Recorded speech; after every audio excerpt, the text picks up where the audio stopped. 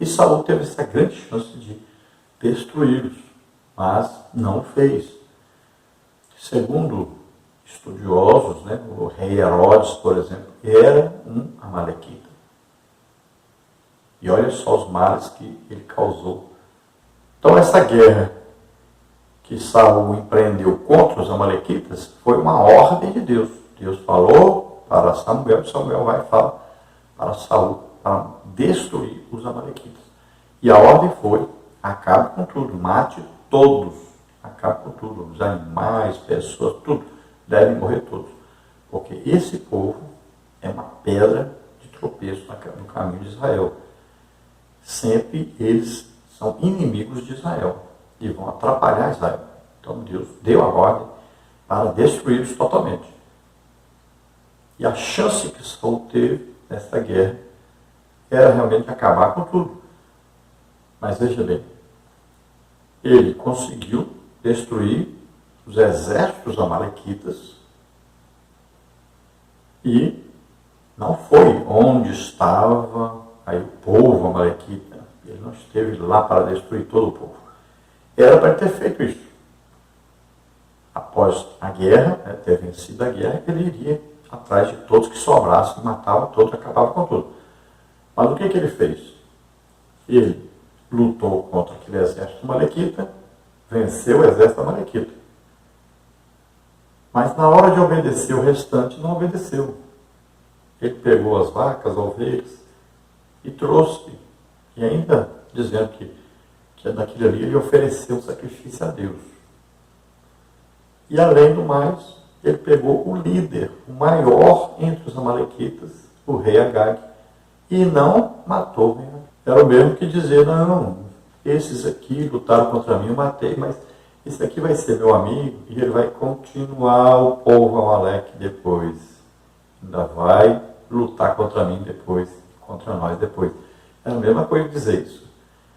E também, Deus não aceita você oferecer para ele sacrifício de coisas abomináveis. Você não pode dar para Deus o resultado de uma coisa abominável que Deus disse, destrói, e você pega isso que é para destruir e dá para Deus. É um absurdo o que ele fez. Um desrespeito total, uma falta total de comunhão com Deus, falta total de submissão a Deus, de adoração a Deus. Então era uma ofensa realmente o que ele estava fazendo. Então Samuel vai até lá e ele ainda tenta, né? Samuel, como diz que ele desobedeceu a Deus, e ele ainda mente dizendo que fez do jeito que Deus mandou. Que ele foi lá, destruiu os exércitos do jeito que Deus mandou. Samuel diz, e esse barulho aí que eu estou ouvindo das ovelhas? Que ovelhas são essas? Né? Que vacas são essas? Que bezerros são esses? E esse gado aí?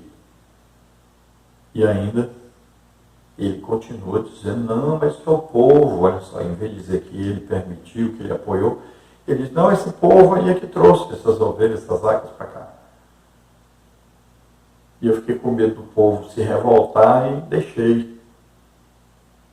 Veja só, ele ainda tenta discutir, porfiar, né? Discutir com Samuel, querendo provar que ele tem razão, sendo que ele estava totalmente errado. E aí Samuel ainda fala agora do rei Agag, manda trazer o rei e mata o rei perante todos, mostrando que a ordem de Deus deve ser cumprida, deve ser seguida à risca. Não existe meio termo. Quando Deus dá uma ordem, é para ser cumprida. Quanto a isso aí, eu acho que não deveria ser dito o que está aí sobre esse homem que matou Saul, ser amalequita. Então, nós vemos que ele matou Saul porque Saul pediu. Não foi ele que tomou a iniciativa.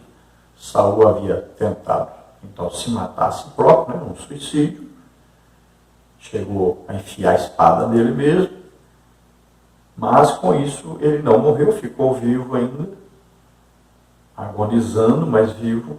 Quando chega esse amalequita curioso para ver o que estava acontecendo ali, ele, pelo que nós vimos, nem participou daquela guerra. E Saul, então, pergunta-se quem é ele diz que é o amalequita. E Saul ao invés de pedir clemência a Deus, misericórdia a Deus, né? E Deus ainda poderia poupá-lo, mas ele diz ao Amalequita para o matar. Veja bem, não foi o Amalequita que tomou a iniciativa de matá-lo, ele que tomou a iniciativa de pedir ao Amalequita para terminar de matá-lo. Então não tem muito a ver com o que está escrito aí, né? Vamos ao subtópico 2. Deus se arrependeu em relação a Saul. Foram duas as razões para isso. Saul deixou de seguir e de executar a vontade de Deus. A palavra arrepender-se, oriunda do hebraico, nachan, significa sentir profundamente, lamentar, referindo à pessoa de Deus. Essa expressão pode ser compreendida como mudança em relação à pessoa de Saul. Deus não tolera o pecado e, dessa forma, não poderia deixar que Saul continuasse dirigindo o seu povo. Por isso, por meio de Samuel, ele o rejeitou. A desobediência, a teimosia e a rebelião do primeiro rei de Israel atraíram a ira de Deus. O prazer de Deus não está em sacrifícios, mas na obediência do ser humano à sua palavra. Mais do que um belo sermão ou de grandiosas construções, Deus requer de seu povo a obediência. Salmos 50, 13 a 14. Então nós vamos ver aqui que a Bíblia diz assim, que Deus se arrependeu. Deus disse, me arrependi de ter colocado Saul. Quando as pessoas acreditam que Deus, em sua soberania, tudo o que ele faz ou planeja vai acontecer exatamente desse jeito, que ele já sabe o futuro, né? Que ele já fez tudo antes da fundação do mundo, como muitos pensam assim. Então, a pessoa fala, mas como? Deus planejou isso e mudou de ideia. Como é que Deus poderia se arrepender do que ele fez? Então não é isso que está dizendo aqui. Não é Deus que tomou uma atitude e se arrependeu, como muitas vezes nós fazemos, né? Então quando tem uma estrada, por exemplo, aí, uma bifurcação, o caminho para cá, o caminho para lá, e as pessoas dizem, olha, vai por esse caminho um pouquinho talvez mais longe, mas a estrada é melhor. E você tem e diz, não, eu vou é por essa aqui mesmo, é mais perto, não importa ser mais ruim. E aí você vai e lá está cheio de buraco e é muito ruim a estrada, é estreita, não sei o quê. E aí você fala, opa, eu me arrependi de ter vindo por esse caminho, eu deveria ter ido por aquele caminho. Todo mundo diz para mim que eu devia ter ido por outro. Então você tem um arrependimento, né? Então Deus não faz isso. Não é assim que ele se comporta. Veja bem, ele coloca Saul, ele escolheu Saul, ele coloca Saul para ser o rei. E ele deveria ser o rei do jeito que Deus queria. Mas veja bem, Saul tinha opção, ele tem livre-arbítrio. Ele tem a opção de servir a Deus do jeito que Deus quer, mas ele pode servir a Deus do jeito dele. E fazer errado, desobedecer a Deus. Foi o que aconteceu. Então Saul tomou a atitude de não obedecer, não fazer do jeito que Deus queria. Então o que Deus faz? Deus tem um plano para Saul e para Israel. Veja bem que o plano para Israel é um plano soberano. Desse povo vai nascer Jesus. Então esse plano é superior a todos os outros planos que estão aí. Então Saul faz parte desse plano. Mas quando Saul se desvia desse rumo, quando ele peca e desobedece a Deus, o que Deus tem que fazer agora? Deus tem que tirar Saul, porque Saul vai fazer com que toda a nação de Israel vá para o lugar errado. Então esse arrependimento aí quer dizer isso. É uma mudança de atitude de Deus quanto a Saul, porque Saul saiu daquele plano que Deus traçou. Então Deus vai pegar Saul e vai tratá-lo separadamente. Então ele vai tratar da maneira que ele não iria tratar, mas ele muda de atitude com Saul. Olha, Deus é bom. Jesus disse, olha, Deus é bom. Então Deus sempre tem coisas boas para nós. O plano de Deus sempre é perfeito. Vai nos conduzir à vida eterna com Ele. Sempre o plano de Deus para nós é bom. E para Israel, Deus diz bem claro, que eu tenho um plano para vocês, sempre é plano, só coisa boa. O problema é que as pessoas que fazem parte desse plano, Então as pessoas se desviam desse plano, começam a pecar, a desobedecer a Deus, a não seguir esse plano. E aí Deus pega essa pessoa, vai tratar com ela separado. Ela saiu daquele plano. Assim é o que está escrito na Bíblia sobre predestinação. Olha, a igreja é um navio, o capitão do navio é Jesus, e ali o comandante ali dentro, o Espírito Santo, vai guiando, né, aquele navio. A igreja está ali, são ali os marinheiros, né, tem ali diversas patentes ali dentro. E esse navio tem aí aqueles que vão pescando pessoas e trazendo para dentro do navio. São os pregadores, né? A rede que eles lançam ao mar é o Evangelho. O navio tem um destino. É vida eterna com Deus, é Nova Jerusalém, é o destino. Agora, durante a viagem, é permitido que ele quer descer do navio, pode descer. Existem aqueles que estão dentro do navio e se rebelam contra o capitão, contra as pessoas que estão ali. Então, ela é lançada fora do navio. Então, existe disciplina, ordem no navio. E tem aqueles que saem por conta própria, que querem sair, saem. Eles não são impedidos, ninguém é forçado a ficar nesse navio. Então, o navio é predestinado a Nova Jerusalém, é o destino dele. Ninguém é obrigado a ficar dentro. Então, assim que acontece. Deus tem um plano, quem está dentro do plano vai seguindo, Deus vai abençoando, vai conduzindo, mas a pessoa começa a desobedecer a Deus, fazer o que der na cabeça dele, sair fora do plano de Deus, então Deus vai tratar com ele de maneira o quê? Com juízo. Então a igreja tem um objetivo, né? Salvação das almas. Então todos aqueles que estiverem na igreja e estiverem trabalhando a favor da salvação das almas, de conduzi-las a Deus, a vida eterna com Deus, a Nova Jerusalém, todos esses que estão participando desse plano, concordam com esse plano, ajudam esse plano, estão abençoados por Deus. Deus vai conduzindo, vai abençoando. Mas aqueles que lutarem contra esse objetivo, aqueles que lutarem contra ganhar almas, contra batismo do Espírito Santo, dons do Espírito Santo, né? Aí, benfeitoria para com as pessoas, ajuda as pessoas, né? Ação social, aqueles que lutarem contra, então, a conduzir esse povo, ensinar a verdade, a Bíblia corretamente, que lutarem contra essas coisas, então Deus vai colocando à parte e vai tratando com juízo sobre essas pessoas. Então todo crente deve ver qual é o plano de Deus e entrar dentro desse plano e seguir essa orientação de Deus e obedecendo a Deus nesse plano, trabalhando para que seja executado esse plano.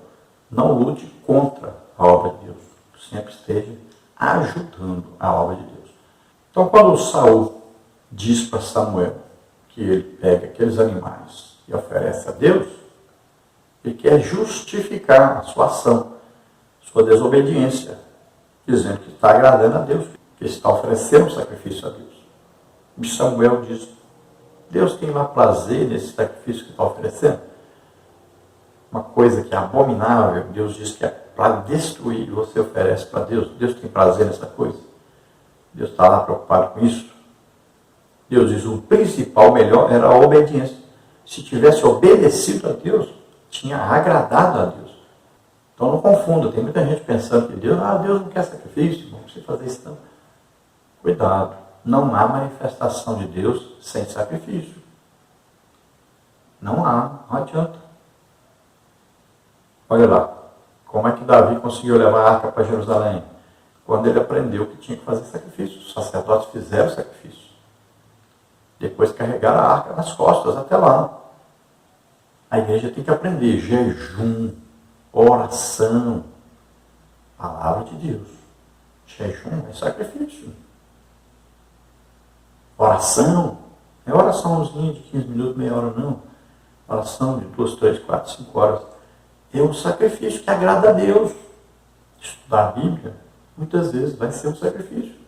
Você vai deixar de fazer tanta coisa que queria fazer. Se torna um sacrifício agradável a Deus. Então, causa a nós, né, um desconforto físico. Por isso que passa a ser um sacrifício. Subtópico 3, a rebelião como pecado de feitiçaria. Essa expressão traz a ideia de uma decisão por meio de adivinhação ou de lançamento de sorte, uma atitude obstinada e teimosa. E a expressão porfiar é como iniquidade e idolatria. Refere-se ao engano de um ídolo, demonstrado na arrogância de quem pratica a idolatria. Do texto está claro que as expressões falam de apostasias. A primeira a respeito da negação da autoridade divina, a segunda a de reconhecer outros poderes acima de Deus. Nesse contexto, o profeta Samuel afirma que não há valor em sacrifícios a Deus quando se quebra um de seus mandamentos por desobediência deliberada. Quem age assim coloca sua vontade no lugar da de Deus. Por isso a rebelião é tão maléfica quanto a adivinhação, pois ela rouba o lugar da glória de Deus. A insolência e a arrogância de Saul revelam a tentativa de ele se impor no lugar de Deus. Era como se as regras da guerra fossem dele, esquecendo-se de que Deus não dá sua glória a ninguém, como está em Isaías 42:8. De fato, Lutero estava certo quando disse: diante da palavra, eu é que tenho que me render. Nenhum de nós jamais pode e deve querer impor nossa vontade perante as ordens do Senhor. Então Samuel agora, ele diz que rebelar-se é como o pecado da feitiçaria. Essa palavra feitiçaria tem a ver até com pessoas que mexem com drogas, né? Tem a ver com pessoas que colocam alguma pessoa para resolver uma questão espiritual que ele não acredita que Deus vai resolver por ele. Então é substituir Deus por outra coisa. No caso das drogas, a pessoa quer sentir um êxtase, um prazer, uma coisa. Veja bem, quando você está cheio do Espírito Santo, você foi batizado no Espírito Santo, tem gente que bate palma, que pula, que rola, faz a confusão, né? Tem gente que não. Mas veja bem, aquele prazer, aquela alegria de estar com Deus, de estar íntimo de Deus, aquela euforia, aquela emoção, aquela coisa ali, de quando há um movimento do Espírito Santo na igreja, todos se alegram, dão glória a Deus, né? Choram, outros riem. Então, aquele momento ali é um momento de êxtase, de alegria. Quando a pessoa entra nas drogas, ele quer isso. É isso que ele sente desejo, na verdade. Mas ele não quer ir através de Deus. Ele quer ele mesmo fabricar isso. Olha aí, a feitiçaria é isso. É fabricar algo que você deseja, mas você fabrica através de demônios, da ação de demônios. Então a desobediência a Deus é isso. A pessoa pega uma ordem de Deus e ele fala: eu não vou fazer desse jeito, eu vou fazer deste jeito que eu quero fazer. Então ele está fazendo o quê? Ele quer que o mesmo resultado seja obtido, mas ele faz assim: eu quero esse resultado, mas sem a participação de Deus. Eu vou substituir a participação de Deus. Eu é que vou fazer. E aí ele está fazendo o quê? Ele está usando o outro lado, que é o reino das trevas, para ajudá-lo a fazer isso que era para ser feito como Deus queria. Então ele muda aí de Deus nessa hora. Ele tira a ação de Deus e vai procurar a ação satânica.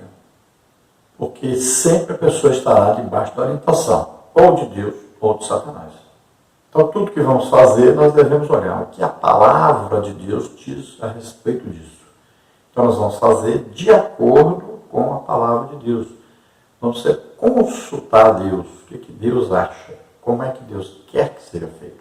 Sabendo que Deus tem poder para realizar qualquer coisa. Então, nesse contexto aqui também, né, Samuel disse para Saul esperá-lo para oferecer o sacrifício. E Saul não espera até o último momento. Ele acredita que Samuel não vai. E ele estava querendo fazer do jeito dele mesmo. Então ele assume o lugar de Samuel. Então ele usurpou o lugar de Samuel. Ele assumiu a fazer uma coisa que Deus não disse para ele fazer. Vamos ao tópico 3, o último tópico, Saul, um líder sem critérios. Subtópico 1, não sabia esperar. Subtópico 2, Saul, o rei rejeitado. Subtópico 1, não sabia esperar. Uma das provas de que Saul não tinha critérios para a liderança era a sua impaciência. Ele não sabia esperar. Samuel já havia dito para Saul esperar até a sua chegada. 1 Samuel 10, 8. Infelizmente, o rei de Israel não fez. Primeiro livro de Samuel 13, 8 a 13. Essa ordem era para que Saul esperasse antes de começar qualquer invasão, pois ele deveria colocar tudo diante de Deus, apresentando sacrifícios como havia feito antes. E essa referência está errada. A falha principal de Saul não foi ter oferecido sacrifício, mesmo ele não sendo sacerdote, mas foi não esperar o profeta Samuel para receber a bênção de Deus. Na obra de Deus é preciso capacidade para esperar. O salmista esperou com paciência. Salmos 41. Deus age no momento certo em nosso favor. Esperemos no Senhor. Então veja que a ordem era para esperar 7 dias e Samuel estaria lá. É impressionante. Ele esperou 7 dias. Conseguiu esperar 7 dias. Mas no último dia, no último momento, quando Samuel estava já a caminho, chegando, ele perdeu a paciência. Não soube esperar mais. Eu vejo assim, veja, Atos dos Apóstolos, por exemplo, eram cerca de 500 irmãos quando Jesus ascendeu ao céu. E a ordem para eles era esperarem até que do alto vocês sejam revestidos de poder. Quantos estavam esperando? Cerca de 120 só. Então veja só, os 380 não souberam esperar a hora do batismo do Espírito Santo. Então acontece muito isso na vida cristã. Às vezes a pessoa está pedindo um batismo do Espírito Santo, vai receber e desiste. Quantas vezes a pessoa está ali, está vendo as pessoas sendo curadas e a pessoa diz, eu vou embora, está ficando tarde demais. Perde a paciência e perde a bênção. Mas isso acontece muito mesmo. Se a pessoa não pode passar 2 horas na presença de Deus aqui, como é que vai passar a eternidade com esse mesmo Deus? Se não tem paciência de passar nem 2 horas com Deus. Imagina a pessoa desse num culto no Uruguai, Paraguai, Argentina, Chile, esses lugares onde os cultos demoram 5 horas. Imagina. Subtópico 2, Saul, o rei rejeitado. Destacamos a rejeição de Saul por causa do pecado de não atender à voz de Deus. 1 Samuel 13, 13. Foram muitas as características que marcaram a rebelião de Saul. Irreverência com a ordem de Deus, voto tolo, infidelidade na guerra contra os amalequitas, desobediência às palavras do Senhor. Assim Deus rejeitou Saul. Essa história nos mostra que devemos irrestritamente obedecer aos desígnios de Deus e servi-lo de todo o coração. O Pai deseja que andemos todos num só propósito. Então a rejeição de Saul por parte de Deus, Deus rejeitou realmente Saul. Então o que aconteceu? Por causa de quê? Porque Saul era desobediente. Se havia um representante de Deus, e ele sabia que esse representante de Deus era um homem de Deus realmente, um homem íntegro, tanto é que ninguém pôde acusá-lo de coisa errada. Então, este homem representava Deus e trazia a mensagem de Deus de Saul. Então, Saul deveria ouvir e atender, sem falar nada, sem reclamar, sem fazer diferente. Era para fazer do jeito que Deus mandava. E era assim que já tinha dado certo antes. Ele estava vencendo todas as guerras, obedecendo a Deus, mas resolveu fazer do jeito que queria. Começou humilde, achando que não era nada, que não podia nem ser rei, e obedecendo a Deus. E agora achava que já era alguma coisa, queria fazer do seu jeito próprio, desobedecendo as ordens de Deus. Então nós vemos que ele perde a reverência a Deus, ele oferece coisas abomináveis a Deus. Vemos que ele oferece sacrifício sem a permissão de Deus, sem a orientação de Deus, por impaciência, sem esperar o profeta de Deus, que havia combinado com ele que deveria esperar. Vamos ver que ele desobedece a Deus, salvando a vida do rei dos amalequitas, né? Trazendo também aqueles animais. Numa guerra faz um voto tolo, bota todos os soldados para jejuarem. Imagine alguém numa guerra, onde se gasta todas as forças físicas ali, além da pressão psicológica, ao invés de alimentar o seu exército para continuar a luta, não, coloca todos de jejum. Imagine como é que os soldados estavam. Estão todos fracos. Como é que alguém vai lutar assim? Então, um voto tolo na hora errada também. Depois ainda quer matar o seu filho devido ao voto feito. Seu filho Jonatas. E o povo que entra e diz, não, o Jonatas não vai morrer não. Então, todo o tempo ele é desobediente. E por fim nós sabemos que acaba ainda atentando contra a sua própria vida. E a Bíblia diz, não matarás. Então em tudo ali, ele erra tremendamente. E Deus o rejeita totalmente. E prepara outro para ficar no seu lugar. Nós vamos ver na próxima lição sobre isso. Então lembre-se, existe um propósito definido por Deus. Nós fazemos parte da igreja. Qual é o propósito de Deus para a igreja? É todos na Nova Jerusalém morando com Deus. Vamos então à conclusão. O que é ter sucesso no ministério? É ter agenda concorrida?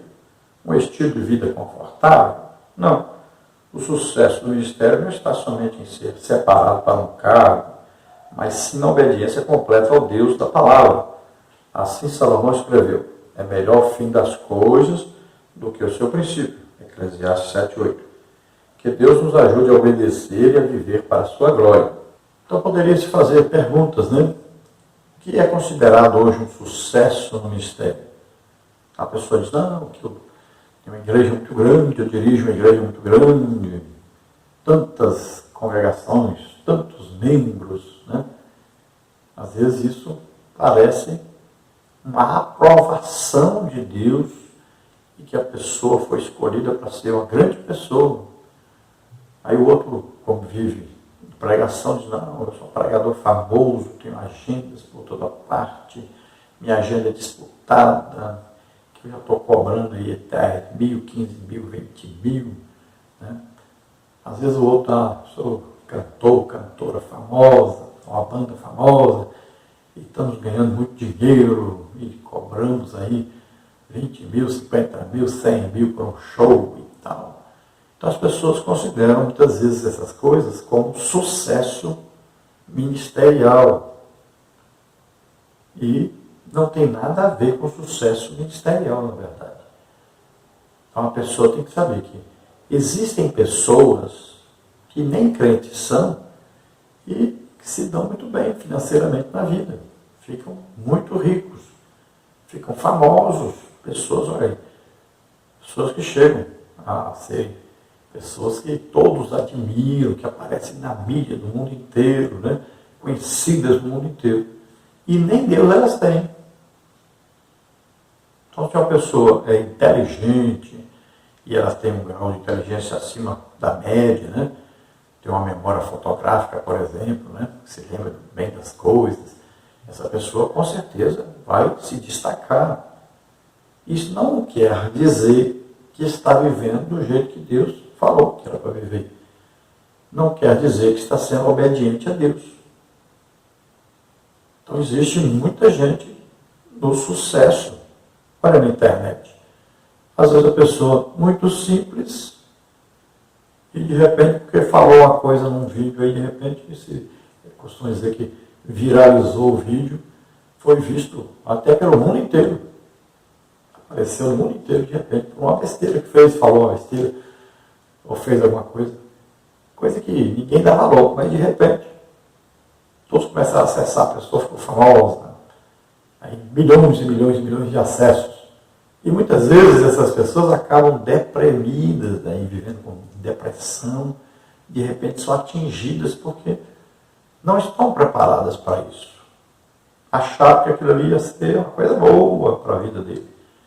De repente achou que estava no embalo, que estava importante demais, que era melhor que todos. E aquilo sobe a cabeça e de repente a pessoa cai lá embaixo. Tem acontecido muito, pessoas famosíssimas têm caído nesse laço. Né? A fama é perigosíssima. Então, olha bem, esteja sempre orando. Mas não ore pouco não, pelo menos, aí se não orar nada, pelo menos 1 hora por dia. Dedique a oração. Jesus disse, nem 1 hora pudesse falar comigo. 1 hora. Então, ore pelo menos 1 hora por dia. Dedique-se também à leitura bíblica, pelo menos 1 hora por dia. Leia a Bíblia. Estude a palavra de Deus. Leia a Bíblia. Tem muita gente hoje se formando em teologia, nunca leu a Bíblia, uma vez só a Bíblia toda, nem uma vez. Isso é um absurdo. Tem gente dando aula em escola bíblica dominical, nunca leu a Bíblia toda. Isso é um absurdo.